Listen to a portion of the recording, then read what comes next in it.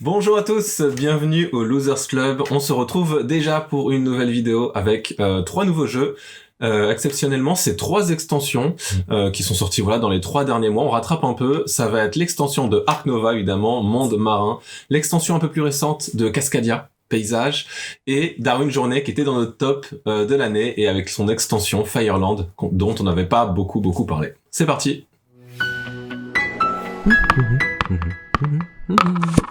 Et on commence tout de suite avec Monde Marin, donc l'extension tant attendue d'Ark Nova. Ark Nova, on le présente plus, jeu de cartes où on construit son zoo globalement.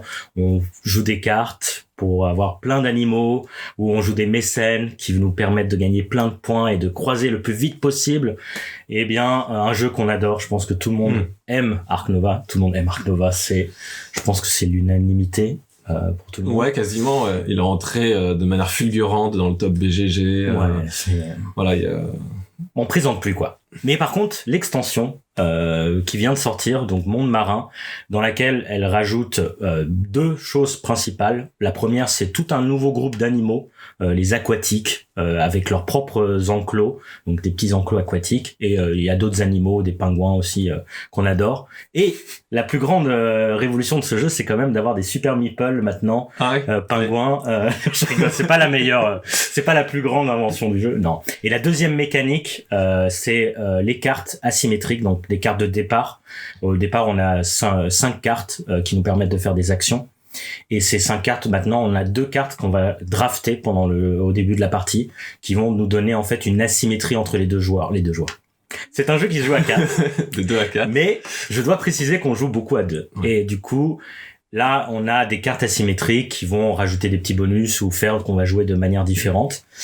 Et globalement, c'est une super extension qui rajoute des nouveaux animaux. On aime bien voir des nouveaux animaux avec des nouvelles mécaniques associées à ces animaux, notamment les aquatiques. Eh bien, ils vont ramener cette idée de corail dans lequel où ils ont un petit bonus quand il y a un corail, et si on joue un autre animal qui a un corail, eh bien on a son bonus à lui et le bonus des animaux corail précédemment joués. Et du coup, il y a plein de petits trucs comme ça, des nouveaux petits twists qui changent pas le jeu drastiquement, mais qui quand même rajoute un peu de piquant quand on en a fait 100 parties quand on en a fait 100 parties d'Ark Nova, ça rajoute un petit peu de piquant, ça renouvelle le gameplay et c'est toujours aussi plaisant quoi. Ouais, moi je la vois pas comme une extension indispensable, je dirais, mais c'était quand même comme un petit bonbon pour les amateurs, et comme comme l'extension se fond totalement dans la boîte, on ne le sort plus sans l'extension quoi. L'extension est intégrée, le jeu maintenant est comme ça.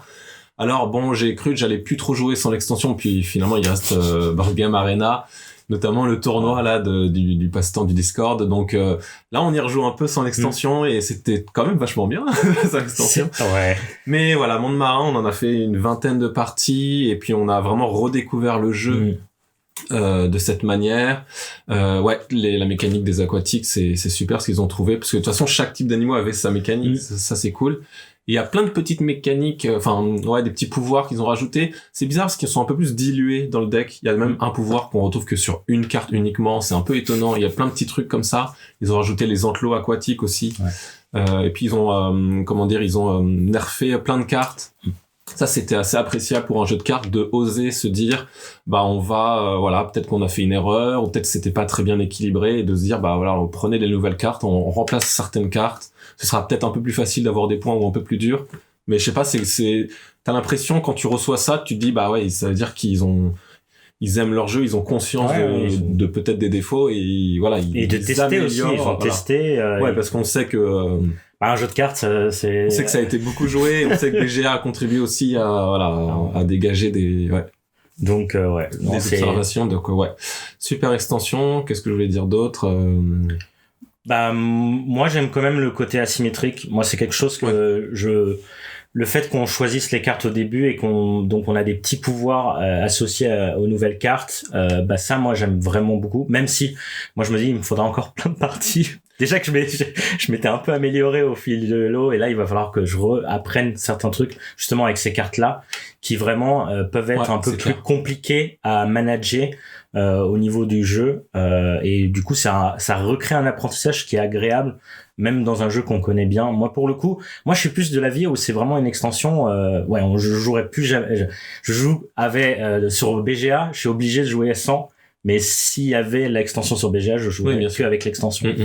Donc, Et puis les cartes à action, elles sont... En fait, c'est étonnant parce qu'il y en a beaucoup. Je sais plus combien exactement, mais on en joue que 2 par partie. Et du coup, il y a un truc qui fait qu'on n'a pas encore tout vu, et que il y a des associations, il y en a 2 qui marchent super bien ensemble, tandis que finalement avec d'autres cartes ça marche un peu moins bien. Il y en a que c'était pas le plateau c'était pas la partie pour. Il y a plein de trucs comme ça qui fait que c'est peut-être le truc le plus riche dans le temps, ce truc-là, parce qu'il a l'air un tout petit peu anecdotique au début. Parfois, j'ai une carte action améliorée, je l'utilise presque pas de la partie. Et parfois, t'apprends à l'utiliser. Et là, ma dernière partie encore chez Arnaud, j'ai découvert une carte et je me suis dit, mais elle est super cette carte. Je l'avais jamais vue quelqu'un la jouer, ni Mickaël, ni moi. Et du coup, tu découvres encore, c'est cool. Alors que les animaux, on les a vus, ça y est. Ouais, les animaux, c'est bon, on les connaît tous. Moi, je joue Nemo et Dory, c'est ma spécialité. Moi, les pingouins. Les manchots. Oui, les cochons vietnamiens. Avis général, une super extension, évidemment. Voilà. On avait après ça Cascadia Paysage. Alors un peu plus récent, Cascadia, on le présente pas non plus. Il avait fait beaucoup de bruit. Ce jeu de pose de tuiles avec les tokens animaux. Donc on doit à la fois agencer nos biomes, nos habitats, et à la fois poser des animaux dessus et agencer nos animaux aussi pour sa score selon des objectifs. Un jeu quelque part entre le chill et quand même le truc un peu restrictif, puzzle. Et ça se jouait jusqu'à 4, et avec cette extension paysage, la première chose c'est que ça peut se jouer à 5 et à 6. Mais c'est une bonne idée. Non, ce n'est pas une bonne idée. Il faut pas jouer à Cascadia à 5 à 6. Mais bon, voilà, ils ont justifié cette boîte qui coûte 30 €. C'est beaucoup trop cher. Elle fait la taille du jeu de base. Ils l'ont justifié en mettant énormément de bois dedans, et donc en mettant des nouvelles tuiles et des nouveaux jetons animaux pour pouvoir jouer jusqu'à 6 entre autres. Mais du coup, le cœur de cette extension, c'était les paysages, et donc c'est quelque chose qui te dit que quand tu atteins un certain nombre d'un des 5 biomes, par exemple les montagnes, si tu atteins 5 montagnes, au lieu de jouer comme d'habitude et de continuer à mettre des animaux dessus, tu pourrais très bien te dire, non, là cette fois-ci je vais mettre ce gros jeton montagne qu'ils ont rajouté. Je dis que cette tuile maintenant elle représente mon biome montagne, et je prends une nouvelle carte qui est un nouveau scoring ou bien un nouveau petit bonus. Donc des fois ça va être 3 points, des fois ça va être 1 point par ours que j'ai mis dans la montagne, et c'est à nous de voir qu'est-ce qui nous convient le plus. Sachant qu'il y a un côté course, parce que dès que j'ai pris ma tuile montagne, la carte n'est plus disponible, et au fur et à mesure, pour la dernière personne à faire ça, s'il ne restera plus qu'une carte qui sera probablement moins intéressante. Voilà, ça rajoute des petits dilemmes, ça rajoute une nouvelle manière un peu d'essayer d'agencer ses trucs. Ça peut être très très fort, les tuiles quand même. On a déjà fait des parties où ça rapporte 15-20 points. Maintenant, pour moi, elle est réservée à des joueurs qui ont beaucoup joué à Cascadia, qui ont besoin, je sais pas, de renouvellement. Inversement, c'est pas du tout une extension que je jouerais systématiquement. Voire peut-être que j'y jouerais plus. Moi, j'ai presque envie de revenir au jeu de base. J'avoue que... Mais... Si vous jouez vraiment, c'est vraiment, si vous avez l'habitude de jouer en couple, que vous avez fait une vingtaine de parties, 30 parties, ça renouvelle agréablement le jeu. Ça le rallonge un tout petit peu parce qu'on a des petites tuiles en plus au début. Je sais pas, j'avais la sensation que ça se rallongeait un tout petit peu. Voilà. Mais si c'est occasionnel, Cascadia c'est très bien sans. Et c'est beaucoup plus puzzle sans. Avec ça qui relâche un peu, et qui va vers le côté chercher des points, scoring objectif. Il y a quelque chose et que j'aime un peu moins. Alors que moi bon, après je suis pas un grand fan de Cascadia, mais j'aime bien le côté jeu de base où tu sais qu'est-ce qu'il faut faire et tu vas là-dedans. Et là dès le début t'as toutes ces cartes là que tu peux lire pour te dire peut-être je vais partir dans cette direction. Du coup c'est un peu trop overwhelming, un peu trop dès le début. Et du coup globalement moi si je fais 5 montagnes, effectivement, là, à ce moment-là, je fais, attends, il y a quoi, en montagne? Le truc, c'est que moi aussi, en fait. C'est que c'est pas des objectifs qui donnent envie d'être pensés à l'avance. C'est ça. Quand je dis, un ours par montagne, mais t'as pas envie de jouer un ours par montagne, en fait. C'est vraiment quand t'auras ta 5e montagne, tu verras qu'est-ce qui reste. Je trouve pas ça passionnant. Et c'est vrai que, c'est ça un peu qui est un peu dommage. C'est limite si on piochait la première du paquet, ça serait pareil. Oui, ça serait pareil, ça serait, c'est trop bien, j'ai un petit bonus, ça aurait pu être. Ouais, c'est presque ça. C'est assez décevant comme extension, surtout au prix qu'elle a. Si elle était à 10 €, pourquoi pas. Mais là, ça ne renouvelle pas assez le jeu et c'est pas assez intéressant. Et jouer à 5. Ça fait vraiment extension par extension, quoi. Quel enfer. Après, ça donne l'opportunité de jouer à 5-6. Et là, il faut des gens qui connaissent, parce que sinon, ça prend 2 heures. Pour ce type de jeu, quand c'est trop long, c'est pas plaisant. Attends que tout le monde choisisse, et t'attends ton tour, tu n'as pas le temps de réfléchir parce que les tuiles changent à charge. Donc, non, c'est pas, non. Faut pas jouer à ça. Je sais pas pourquoi ils veulent tout le temps faire ça avec des extensions. Comme Wingspan. Donc, assez déçu, quand même, par Cascadia, qui est un de mes jeux, quand même, de cœur, mais voilà. On passe à Darwin's Journey, Fireland Expansion. Donc Darwin's Journey. Écrit quand il parle anglais. Donc Darwin's Journey, concrètement, le voyage de Darwin. Comme ça, en parlant français, je diminue mon ton. Globalement, c'est un jeu de pose d'ouvriers dans lequel on va poser des ouvriers, faire des actions qui vont nous permettre de voyager à travers les Galapagos pour trouver des espèces, pour les emmener au musée, gagner des points et gagner des points. Et Mickaël l'avait mis dans son top 2023 à la place numéro... il faut regarder la vidéo. Faut regarder. C'est quoi déjà? C'était 3e. Ah, il spoil. Et du coup, on n'avait pas eu l'occasion de parler de Fireland. Alors, il y a déjà une vidéo sur la chaîne où Thierry avait déjà parlé de Darwin's Journey. Effectivement, donc allez la voir pour avoir un précurseur. En plus, il était même pas sorti en français, je pense. Donc voilà. Et puis c'était un jeu que j'avais envie d'essayer. Les premières parties ont été très difficiles psychologiquement, puisque les suivantes aussi. Voilà, les suivantes aussi tout le temps. Mais c'est un jeu qui m'a donné envie de batailler. Et vraiment de faire allez, je vais y arriver un jour. Bon, j'ai jamais gagné à ce jeu, c'est assez terrible, mais c'est pas grave. Et du coup, je me suis dit, mais pourquoi pas acheter une extension qui va rajouter une énorme carte avec encore plus de bateaux, parce que globalement, dans l'autre jeu, on avait un bateau et on avait dans chaque île, on avait 3 îles. Et on bougeait, c'est ça, 3 îles, hein. Ouais. Et on bougeait des petits personnages qui allaient chercher des petits bonus dans ces îles et les espèces justement de Darwin. Et le bateau débloquait les îles suivantes. Exactement. Dès qu'on avançait assez le bateau, on avait un nouvel aventurier sur l'île suivante pour découvrir encore plus de choses. Mais pourquoi pas avoir maintenant 3 bateaux et 5 îles globalement. Ouais, donc ça rajoute. Un aventurier débloque un bateau et le bateau débloque un autre aventurier et ils se rejoignent au bout.